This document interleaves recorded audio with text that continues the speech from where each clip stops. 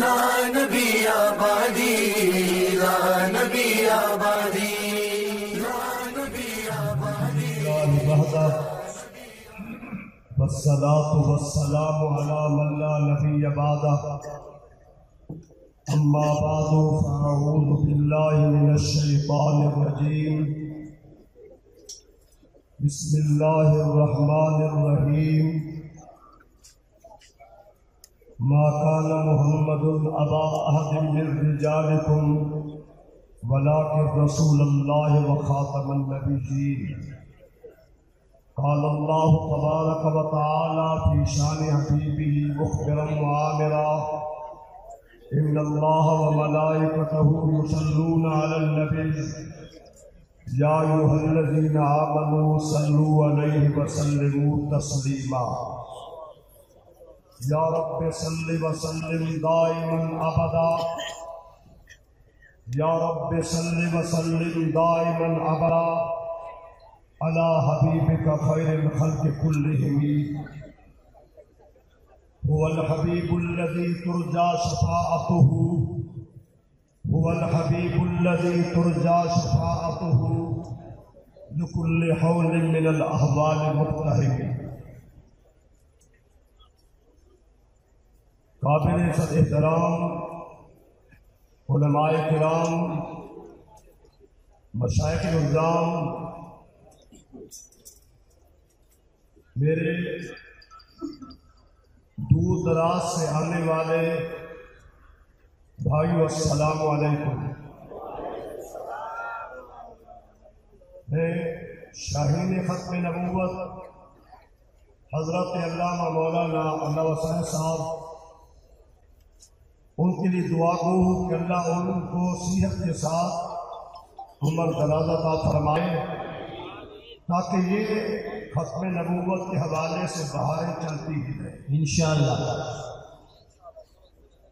وقت کو سامنے رکھتے ہوئے یاد رکھیں، اس وقت نماز، روزہ، حج، جتنے بھی ارکان اسلام ہیں ان کی عظمت مسلم ہے، اس سے انکار نہیں ہو سکتا.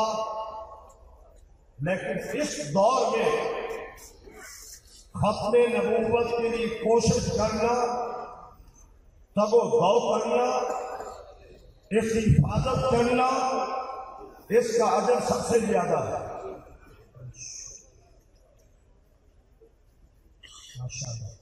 ہر مدرسے میں، ہر خانقاہ پہ ختم نبوت کے پروگرام ہونے چاہیے. ہمارے مدارس میں وقت ہوتی ہے طلباء کی، مختلف نام ہوتے ہیں. کم سے کم مہینے میں 2 پروگرام طلباء کی وقت میں ختم نبوت کے ہونے چاہیے.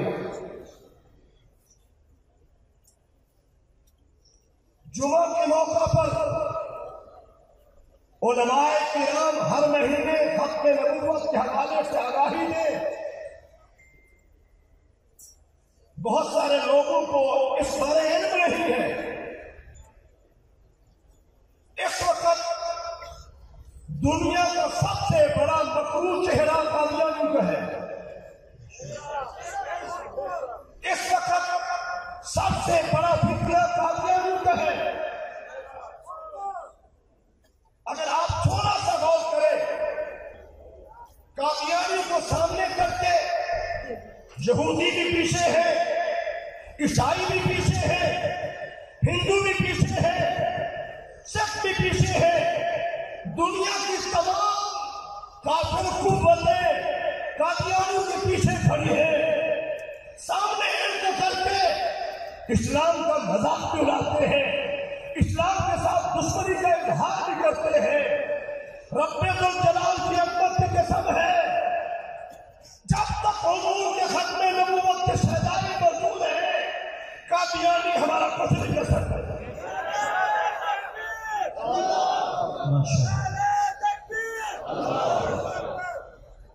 اور پھر دیکھیے ذرا، ہمیں بڑا دکھ ہوتا ہے جس پارلیمنٹ میں یہ آئین پاس ہو چکا ہے، کیا ضرورت ہے ان حکمرانوں کا آئین کو چھیڑنے کی؟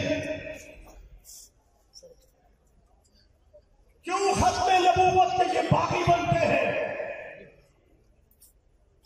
کیوں امت کے سینے پہ رشتے چلاتے ہیں؟ یاد رکھیے، ختم نبوت وہ عظیم ہمارا مشن ہے جس میں تمام مخاطب فکر کے علماء جمع ہو جاتے ہیں، اور یہ ایسا عظیم مشن ہے ہر دور میں پاکستان کی کوئی تحریک ہو، طریق پن کی تحریک ہو، 70 کی ہو، اس سے پہلے ہو، اب ہے، آپ دیکھیں گے ذرا یقین سے کہ امت آج بھی جمع ہے تو ختم نبوت پہ جمع ہے۔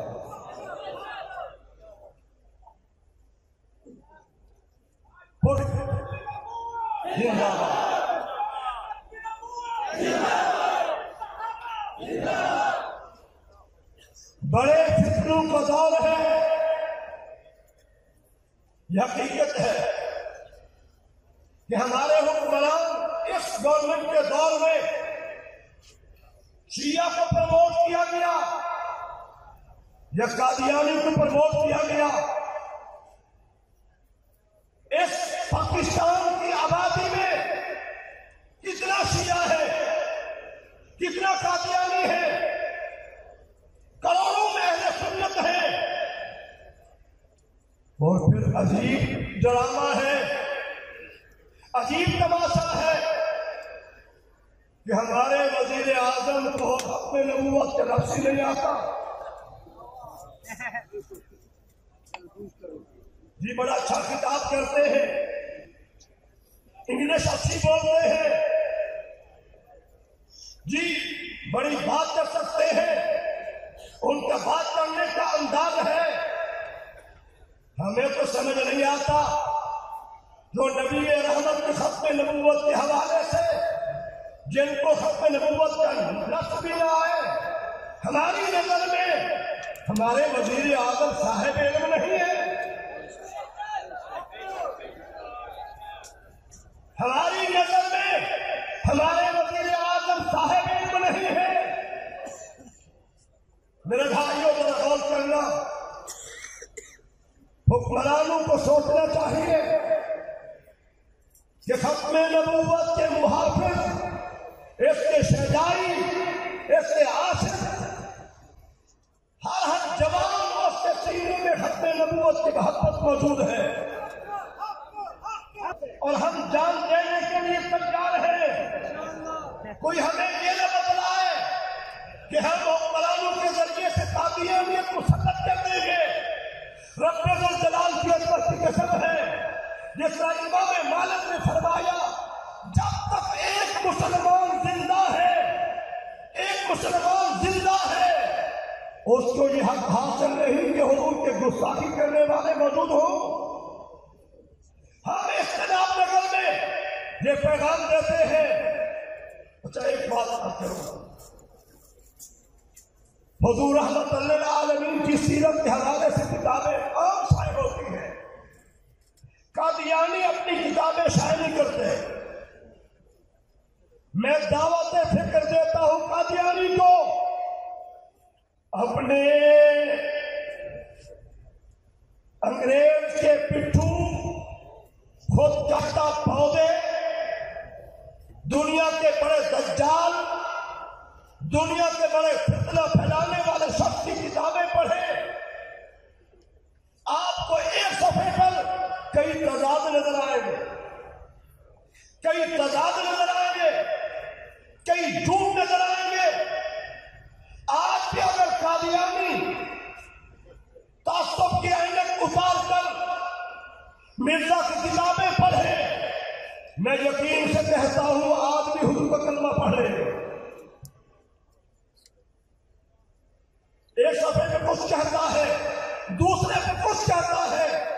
ہاں، پوری کائنات میں حضور نبی رحمت کی ایسی زبان تھی۔ ابو جہل حضور کا دشمن، امت کے دشمن، قرآن کے دشمن، اسلام کے دشمن، لیکن وہ کہتا تھا ما رأیت محمدا سارقا فی العرب، میں نے پورے عرب میں ان جیسا سچا کوئی نہیں دیکھا۔ میرے بھائیوں، آج یہ علماء کرام کے جمع غفیر، عوام کے جمع غفیر، آپ دیکھیے اگر 70 کی اسمبلی میں حضرت مفتی محمود نہ پہنچتے، مولانا شاہ نورانی نہ پہنچتے، یہ ہمارے اکابرین نہ پہنچتے تو کبھی آئین نہ بنتا۔ یہ اکابرین مشترکہ پہنچے ہیں تو آئین بنوایا ہے۔ آج بھی ضرورت ہے، اس بات کی سب ضرورت ہے، ختم نبوت کے پیغام کے لیے آگے بڑھیے، آگے بڑھیے۔